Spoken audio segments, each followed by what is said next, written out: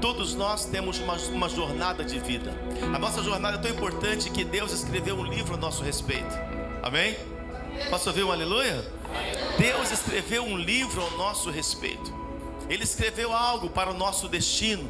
Eu quero ler um texto para te dar fundamento, que está em Atos, capítulo de número 27. Atos 27. Glória a Deus pela sua vida. Glória a Deus, amor, por esta palavra. Nós precisamos sempre caminhar sobre uma palavra. Lâmpada para os nossos pés é a sua palavra, e luz para os nossos caminhos. A palavra de Deus nos direciona, nos redireciona. A palavra de Deus nos cura, nos liberta, nos transforma, nos aviva, nos edifica, nos coloca no prumo, nos coloca no lugar. É a palavra de Deus, ela cria, ela gera, ela empodera, ela liberta, ela ressuscita. Meu Deus, a palavra de Deus, porque o Senhor está na palavra. A palavra de Deus é uma pessoa e se chama Jesus Cristo. Quando você recebe a palavra, você está recebendo a Jesus Cristo na sua vida. Por isso, não rejeite a pregação do Evangelho, não rejeite a palavra de Deus, porque é o próprio Deus entrando para ficar encarnado em nós, para ficar dentro de nós. Ele quer habitar em nós por meio da sua palavra. Por isso, a maior riqueza que nós temos hoje na terra é a palavra de Deus. E precisamos estar preparados para a grande perseguição, porque já muitos países já não se pode ter a palavra de Deus, não se pode ter as escrituras sagradas. Já vão começar em alguns países a tirar também dos aparelhos digitais, proibido totalmente a Bíblia.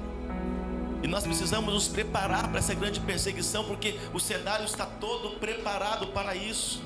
Mas a palavra de Deus precisa estar dentro de nós, amém? Diga aleluia. Em Atos 27, a partir do verso 41, vamos ler a partir daqui apenas, o texto é longo. Dando, porém, no lugar onde duas correntes se encontravam, encalharam ali o navio. A proa encravou-se e ficou imóvel, mas a polpa se abria pela violência do mar. O parecer dos soldados era que matassem os presos, para que nenhum deles, nadando, fugisse. Mas o centurião, querendo salvar a Paulo, impediu-os de o fazer, e ordenou que os que soubessem nadar fossem os primeiros a lançar-se ao mar e a alcançar a terra. Quanto aos demais, que se salvassem, uns em tábuas e outros em destroços do navio. E foi assim que todos se salvaram em terra. Nesse contexto, Paulo vai fazer a sua jornada apostólica em direção a Roma. Lucas vai com ele nessa caravana. Em alguns versículos anteriores ele fala sobre nós. Então ele sempre acompanhava as viagens apostólicas de Paulo, e ele escrevia os acontecimentos. Eu gosto muito de Lucas, que por causa da inteligência dele mais aguçada, o médico, ele estudou um pouco mais, ele detalha um pouco mais, inclusive, do que os outros evangelhos. Ele detalha um pouco mais da palavra, ele enriquece um pouco mais aquilo que realmente foi o que aconteceu. E Lucas, ele estava aqui nessa jornada. Lucas, ele sempre acompanhava Paulo. E nessa vida nós temos uma jornada a seguir. Todos nós temos uma jornada e estamos no barco da vida. Diga alguém do seu lado, fala: estamos num barco da vida. Não, está muito tímido. Olha para ele e fala: estamos num barco da vida. E chegou um determinado momento em que as águas vieram com ímpeto, uma grande tempestade aconteceu. Porque nós vivemos dias em que as águas estão tranquilas, mas vivemos alguns dias em que as águas estão turbulentas. Dias em que muitas vezes vem uma tempestade com ímpeto sobre nós. Eu sei que algumas pessoas aqui estão enfrentando algumas tempestades em algumas áreas de suas vidas. É como se você estivesse na sua jornada caminhando rumo ao seu destino profético, mas as águas estão agitadas pelo vento, e as águas batem com ímpeto no teu barco. E são nesses momentos que muitas vezes nós começamos a ter medo, nós começamos a ficar desesperados, nós começamos a pensar o pior, achamos até que vamos ali nos afogar.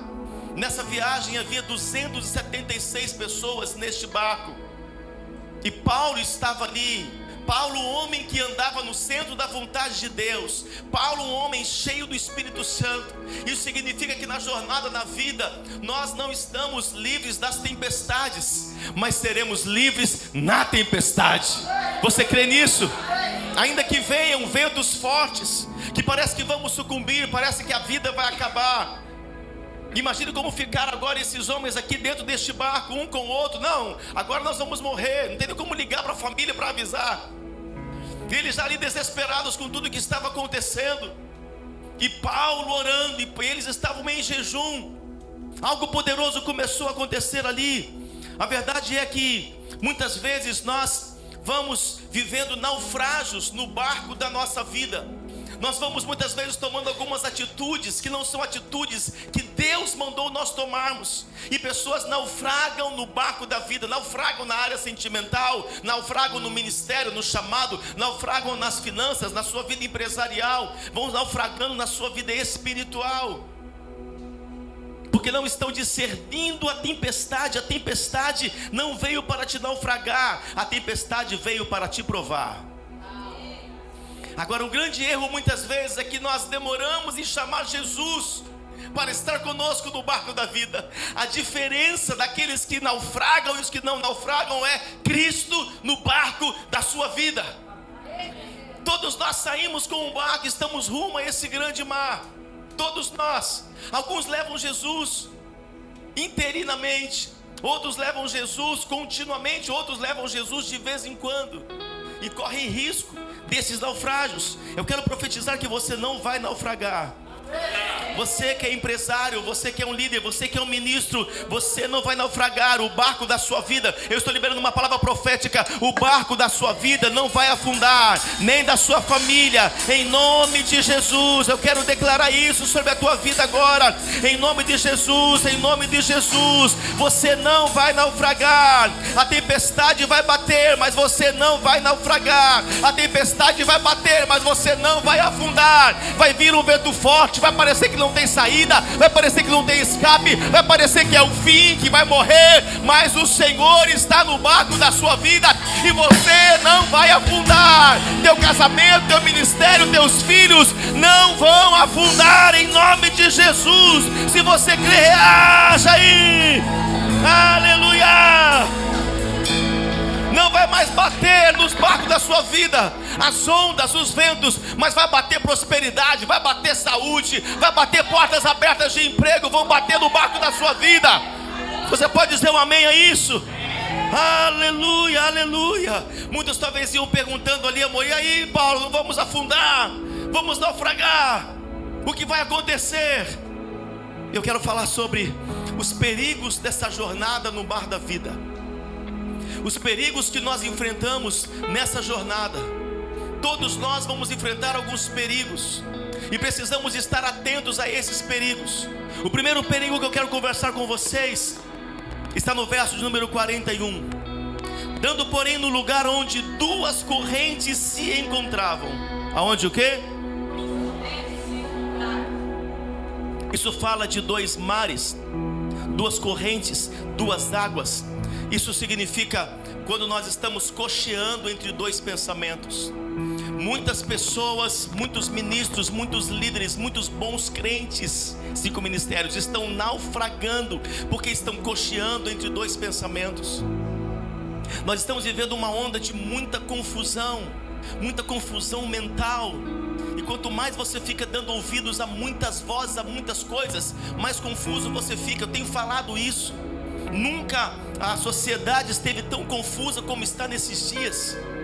Confusa com relação ao ministério, com relação à igreja, com relação a quem ele é, com relação ao seu destino, com relação a casamento, com relação aos negócios. Os crentes estão ficando confusos. E a raiz dessa confusão, eu quero que você entenda, estão comigo aqui? Amém? A raiz dessa confusão é quando você começa a cochear entre dois pensamentos. O que é isso, apóstolo? Desenha para mim. É quando você começa a ouvir de várias pessoas a mesma coisa e você começa a ficar com dúvida. Por isso que Jesus é a fonte de água viva. É Ele tem que ser a sua fonte de água viva. Mas os dias que estamos vivendo é que estamos buscando recursos de um monte de pessoas. E você, ao invés de ter uma solução em Deus, uma resposta de Deus, você fica cada vez mais confuso. Esse é o primeiro perigo, cocheando entre dois pensamentos. E a pessoa fica como o famoso crente Raimundo, é um pé na igreja e o outro no mundo. Hoje, se você quer se proteger, filhos, os dias não serão fáceis. Nós estamos num tempo em que o Senhor está separando os remanescentes. Os remanescentes estão sendo separados. Então eu quero te dar um conselho, anote isso, vai ficar registrado com os escribas no nosso livro aqui. Coloque filtro no teu espírito com relação a quem você segue, porque isso influencia muito você. As coisas que vão chegando na tua caixinha. Coloque filtro no teu espírito com relação ao que você curte, muito mais ao que você compartilha. Porque nós estamos numa geração do oba-oba, querendo agradar todo mundo. E quem agrada todo mundo, a primeira coisa que não vai fazer é agradar a Deus. É melhor agradar a Deus do que agradar a homens. De vez em quando eu faço um detox nas minhas redes sociais, e eu vejo algumas pessoas que estavam bem, estavam espirituais, mas agora estão cheias de confusão. Eu paro de seguir, eu não quero dar ibope para ninguém, eu não preciso disso. E para de me seguir também. Se eu parar de falar coisas espirituais, coisas de Deus, para de seguir também. Não siga por modismo, não siga porque o outro segue, não siga por gratidão. A geração é uma geração confusa. Eu estava conversando com o Davi, ele falando comigo, falou: pai, eu gosto desses estudos de Apocalipse e tal. Quem eu sigo? Eu falei: meu filho, olha, esse só confunde, esse aqui só traz separação, esse aqui só traz distração. Eu falei com ele: olha, segue lá, quer saber sobre o final do mundo? É o que eu penso, ele prega o que eu prego, e é isso, é o Lamartine Pozella, eu citei o nome dele. E Davi está seguindo ele. Eu falei: é isso, é só ele. Se for seguir outro vai trazer confusão. Porque um crê no milênio, vai arrumar outro que não crê no milênio. Porque nós estamos em dias de tanta contenda, porque toda confusão gera contenda. Você está entendendo isso? Então, se você parar para pensar, as pessoas começaram a decair no seu ministério, a decair na sua vida espiritual, quando começaram a dar ouvidos a outros pensamentos, começaram a dar ouvidos a outras vozes, a outras coisas. Nós estávamos conversando, aliás, atendendo uma pessoa ontem, numa visita que nós fomos fazer. E ali a apóstola recebeu uma revelação de uma menina que o marido dela já estava totalmente contaminado por causa de amizades. O casamento estava indo até muito bem, até que ele começou a dar ouvidos, conselhos àquele outro homem, colega dele, amigo dele. E começou a mudar os pensamentos dele, os pensamentos que ele tinha com relação a casamento, aliança, fidelidade. Começou a mudar. Você está entendendo isso? E o inimigo, ele é especialista em infiltrar essas coisas. Queridos, eu quero me levantar como profeta nessa nação e nesta geração, para impedir toda contaminação, toda obra que vem do diabo, toda confusão que vem para confundir o povo de Deus. O povo de Deus não será um povo confuso. Por isso que eu vigio o tempo inteiro com relação às coisas que vão chegando nas minhas caixinhas, frases, informações. E de vez em quando eu vou sair de alguns grupos de política e tanta coisa, e vou saindo e vou deixando o máximo possível. Para quê? Para preservar minha sanidade espiritual. Porque você começa a ver pessoas que eram pessoas tão espirituais, pessoas como foi um homem que era Caio Fábio, um homem inteligente, um homem de sabedoria, que escreveu tantos livros. Ele começou a ficar confuso, a querer combater. Ele lutando na época, contra o Silas Malafaia. Eu lembro muito bem disso. Resistiu aos Silas, combateu os Silas, porque Silas se levantou contra os pecados que o Caio Fábio tinha. O que Deus fez? Deus tirou a revelação do Caio Fábio, e ele veio só piorando. Eu já cantava isso, profetizava sobre isso há muito tempo. Ele foi só piorando, e agora concorda com a igreja gay, porque os filhos dele são homossexuais, e ele concorda com tanta coisa de infidelidade, porque ficou confuso porque perdeu o Espírito Santo. Toda pessoa que vai ficando confusa porque Deus tirou o Espírito Santo, e qualquer um de nós podemos passar por isso. O dia em que eu não tiver mais uma comunhão com o Espírito Santo, eu vou começar a ficar confuso. Uma hora eu vou falar uma coisa, outra hora eu vou falar outra. Porque Deus tira a revelação de pessoas que estão vivendo essa mistura. Duas águas, dois mares, dois maridos, duas mulheres, e vamos vivendo assim, não tem problema. E vamos cocheando entre dois pensamentos. Olha o que está em Jeremias, querido, capítulo de número 2, verso 11. Alguma nação já trocou os seus deuses? e eles nem sequer são deuses. Mas o meu povo trocou a sua glória por deuses inúteis. Por deuses o quê? Inúteis. Espantem-se diante disso, ó céus, fiquem horrorizados e abismados, diz o Senhor. O meu povo cometeu 2 crimes, 2 males em outra versão. Eles me abandonaram a mim, a fonte de água viva, e cavaram as suas próprias cisternas, cisternas rachadas que não retêm águas. É isso, eles deixaram o manancial de águas vivas, uma água pura, uma água cristalina, uma água sã, e foram cavar suas cisternas para beber aquilo que eles gostariam de beber, o que queriam beber. Mas outra cisterna, que não é a cisterna do Senhor, é uma cisterna furada. É a maior furada da sua vida, você tentar cavar e beber de uma água que não é a água viva. Qualquer água que não é a água de Jesus, a água viva, é uma água de morte. É morte na panela, é morte em casa. Uou! E as pessoas estão divididas. Domingo na igreja, na sexta-feira está no bar. Louva a Deus, canta Ivete Sangalo, canta músicas de Nívia Soares, aleluia. Daqui a pouco está com Paulo Fernandes. É um povo misturado. Para mim o maior problema não é o pecado, é a mistura. A mistura vai gerando contaminação, e a contaminação abre portas para o pecado. Então você vai abrindo algumas concessões que nunca deveria abrir na sua vida, porque as pequenas concessões, elas acabam deturpando o bom caráter. As pequenas concessões, elas deturpam o seu bom caráter. E é assim que a pessoa vai começando. É um dedinho de vinho, é um dedinho de cerveja, é uma tragadinha, é só um beijinho aqui, é só uma mãozinha ali, é só ficar assim, é só isso. Estou entendendo o que eu estou falando? Não, cutucando a pessoa do seu lado, fala: hoje você vai encontrar o mar da sua vida, meu querido. Hoje você vai evitar os naufrágios, em nome de Jesus, em nome de Jesus. Mas o diabo sempre vai mostrando um mar da Grécia, aquele mar azul, né? Aquela aparência linda, quem que é da Grécia assim? Levanta a mãozinha. Pouca fé, hein? Eu falei quem quer, amém? Quem quer, amém? Aleluia. Aquele mar maravilhoso, aparentemente bonito, calmo, aquele mar azul. E quando você vai ver, ele vai dar em penhascos que vão levar à sua destruição. Cuidado com as aparências. Cuidado com o mar que parece tranquilo, calmo. Cuidado com o mar que massageia você, que massageia o seu ego. Cuidado com isso. Eu estava ministrando aqui no meu canal, aqui gravando junto com ele Júnior, e falando sobre isso. Nós estamos vivendo dias em que nós estamos querendo ser massageados no nosso ego. Como gostamos de massagem no ego. Tudo que faz bem, tudo que é legal. Aí procuramos aquela pessoa que é legal comigo, o outro que quer sair comigo o tempo inteiro, o outro que me agrada, o outro que sorri comigo. Nós procuramos pessoas o tempo inteiro assim, mas isso não há conserto. Você quer crescer onde que pessoas que em amor vão confrontar você, não vão massagear você. Jesus não veio nos massagear.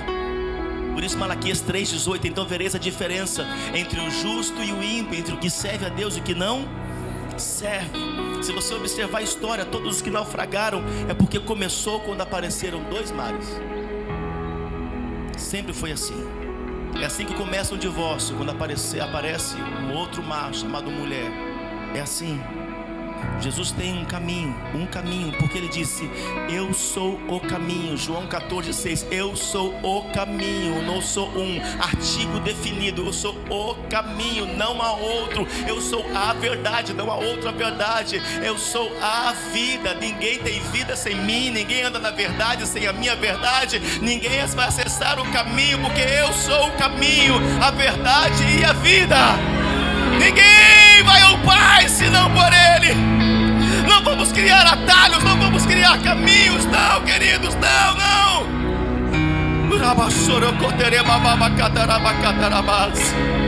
Quem crê em mim e beber da minha água, diz o Senhor, jamais terá sede.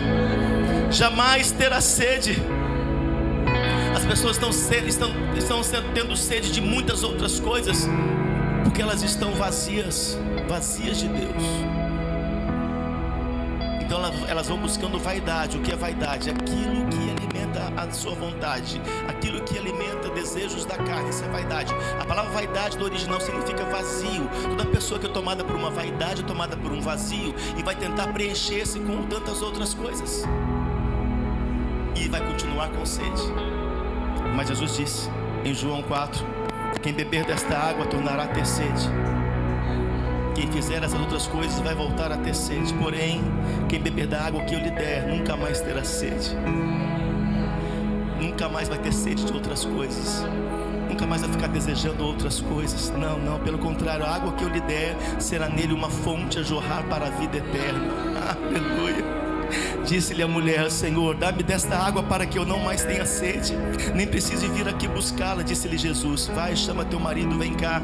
O que lhe respondeu a mulher: não tenho marido. Replicou-lhe Jesus: bem disseste, não tem marido, porque 5 maridos já tiveste. Ou seja, você bebeu de tantas águas, tantas águas, tantas águas, e esse agora que tens não é teu marido. Isto disseste com verdade.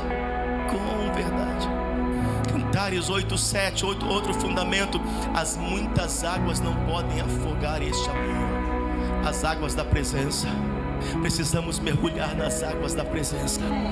Nas águas da presença. Você jamais vai ter sede de outras coisas, porque Ele vai preencher todo o vazio do teu coração. Você entende isso? O segundo perigo está aqui no verso 41 também. Dando, porém, onde havia 2 correntes, foi ali que aconteceu, onde se encontravam, encalharam ali o navio. Ficou encalhado. Tem muita gente que não cresce, que estão encalhadas. Estou falando solteiro não, amém? Aqui não tem nenhum, amém? Aleluia. Ninguém vai ficar encalhado aqui. Diga, solteiro pode dizer amém, tem oportunidade agora, amém? Aleluia. Amém, Luana? Diga amém, então amém. Estão sem fé, amém. Sem querer expor ninguém, aleluia. Mas o navio encalhou ali. São pessoas que elas vão passando por algumas situações, alguns ventos, elas vão passando por algumas tempestades, e elas já dizem: eu não vou mais para a igreja, eu não quero mais meu chamado, eu não quero mais meu ministério, eu não quero mais continuar com o meu casamento, porque veio uma tempestade no casamento, veio uma tempestade na família, e elas vão ficando encalhadas. O segundo perigo é você ficar encalhado. Diga alguém do seu lado, fala: você não vai ficar encalhado, meu querido, em nome de Jesus. O profeta Oséias, ele disse: corramos e cresçamos em conhecer o Senhor. Olha isso, corramos e cresçamos em conhecer o Senhor. Repita comigo: corramos e cresçamos em conhecer o Senhor. Aleluia. Agora entenda, você só conhece quando você se relaciona. A igreja é fraca quando o relacionamento é fraco. A igreja é forte quando o seu relacionamento com Deus é forte. Deus quer que você fortaleça o seu relacionamento com Ele, abrir o teu coração para Ele, ouvir dEle, beber da água dEle. Quando você bebe da água dEle, você jorra rios de águas vivas. Você sai do nível de pedir e entra no nível de se relacionar com Ele. Queridos, desde o início Deus sempre quis uma relação com o homem, um relacionamento com o homem, uma conversa com o homem, não um monólogo, mas um diálogo. Deus sempre quis conversar com você. E olha aqui para mim bem os meus olhos: quanto tempo tem que você não aparece para conversar com Ele? Quanto tempo que você não volta com o seu relacionamento com Ele? E é por isso que você para de crescer. Você ficou encalhado, você parou de desenvolver, você não desenvolveu mais a sua salvação, o seu ministério, o seu ser marido, o seu ser esposa. Você parou, por quê? Porque você encalhou. Esse é o segundo perigo na jornada da vida. Quando você para, porque você não busca mais ao Senhor. Eu lembro uma vez o Davi, quando eu comprei um veículo, meu filho, ele estava no carro comigo, e ele disse: nossa pai, que carro legal, carro bonito, né? Carro maneiro. Eu falei: é, meu filho. E ele falou assim: pai, quando eu crescer, só me dá esse carro. Eu falei: filho, já é teu. Ah, mas eu não posso dirigir. Porque você está sendo preparado para isso. Obrigado, Espírito Santo. Porque quando você se relaciona com Deus, você discerne que Deus está te preparando para entregar o que Ele já prometeu. É no teu relacionamento com Deus, você não fica pedindo, e quando Ele não dá, você não fica murmurando, você não foge, você não pede para ir embora, você não questiona, você não larga, você não abandona o Senhor. Quando você tem um relacionamento com Ele, você discerne que é só uma luta, que é só uma batalha, que é só uma tempestade que está levando você a jejuar mais, está levando você a orar mais, está levando você para mais perto dEle.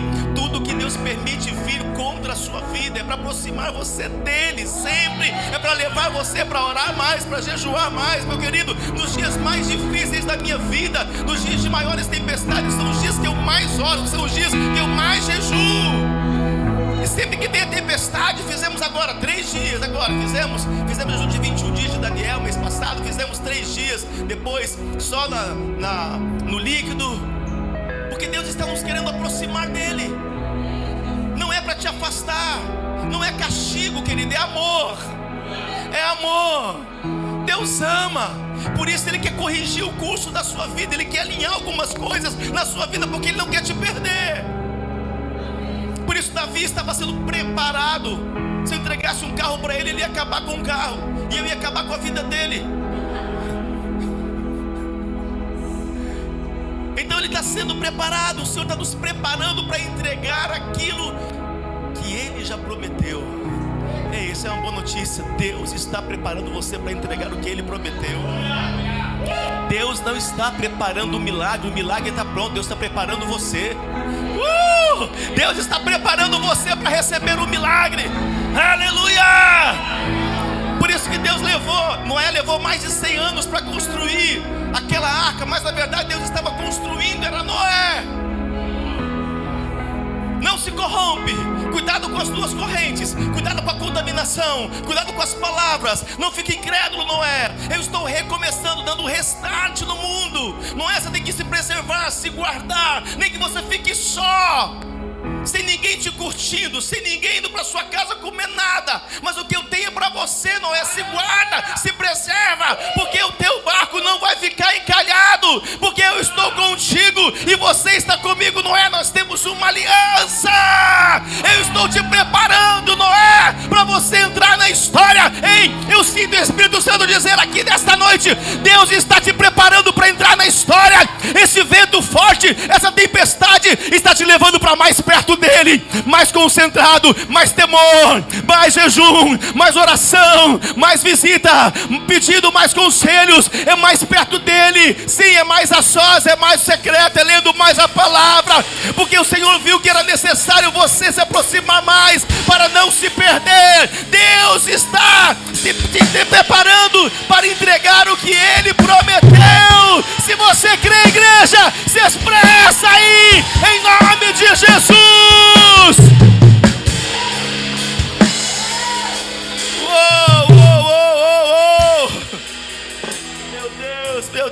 Meu Deus.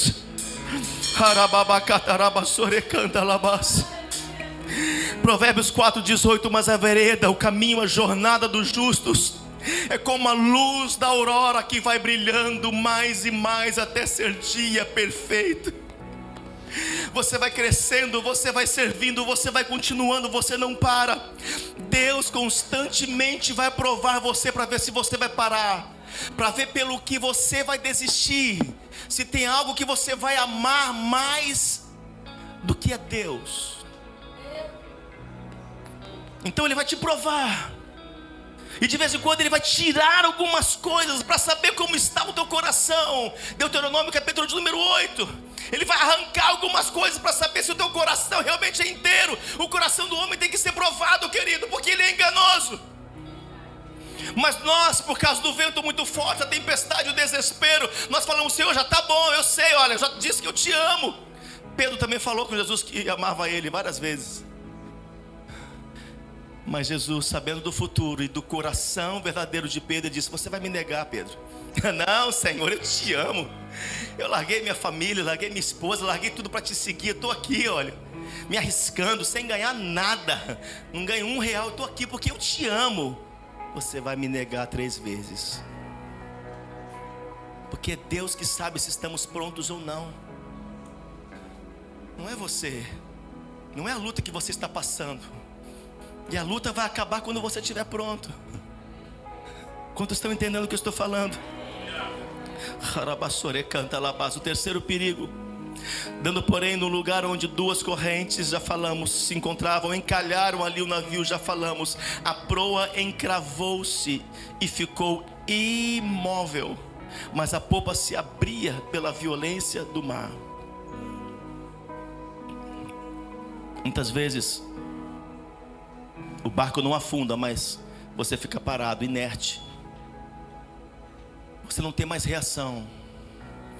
Crente sem reação é crente sem fé. A fé, ela é seguida de obras. A fé, ela é seguida de reação. Porque a fé é o movimento do Espírito. É o movimento do Espírito. Então continuamente você está em movimento. Só morto não reage. Morto não diz amém. Morto não diz aleluia. Morto não dá glória a Deus. Morto não semeia, não cela. Morto não fica em pé. Morto não adora. Mas tem muitas pessoas que estão vivas, mortas, dentro das estruturas eclesiásticas. Elas estão ali, mas elas estão mortas. E hoje o Senhor quer trazer ressurreição dentro de você, de áreas que estão mortas na tua vida, para que você volte a sonhar. Volte a sonhar. Ontem eu recebi uma mensagem de uma pessoa me consultando com relação a respeito de um negócio, de abrir um negócio. E eu gosto de andar com jovens por causa disso. Eu gosto de andar com os mais velhos por causa da maturidade e experiência deles. Mas gosto de andar com os mais jovens por causa da força e os sonhos deles. E ali eu vi ele escrevendo ali o podcast do meu WhatsApp. E mandou uma série de coisas. Eu fui lendo, eu fui ouvindo. Falei, é isso, até me incentivou. Olha, é isso, aquilo me deu força, me deu um ânimo. Falei, é isso, olha isso. Sonhando é vida. É vida de Deus fluindo, é água viva fluindo dentro. Mesmo em meio à tempestade, mesmo não ter como abrir, porque não tem dinheiro talvez, porque não tem talvez alguém que ajude, mas eu estou sonhando ainda, eu estou vivo. Porque quando eu estou em Deus, querido, eu estou ainda em fé, então eu estou reagindo o tempo inteiro. Ainda que venha uma tempestade, eu não me entreguei, eu não me suicidei a ela. Eu continuo indo, nem que eu vou parar lá na praia com um pedaço de madeira nadando, mas eu vou chegar na praia, eu vou chegar do outro lado, porque se Deus disse que eu vou chegar, então eu vou chegar. Não há ondas agitadas, não há tempestades ou vento que vai impedir a minha chegada, que vai impedir eu alcançar o meu destino. Eu estou aqui diante de homens e mulheres, de destino, com uma jornada apostólica, que vão voltar a sonhar. Fique em pé, querido, em nome de Jesus. Volte a sonhar. A tua fé está nos teus sonhos. Nos teus sonhos estão a tua fé, querido.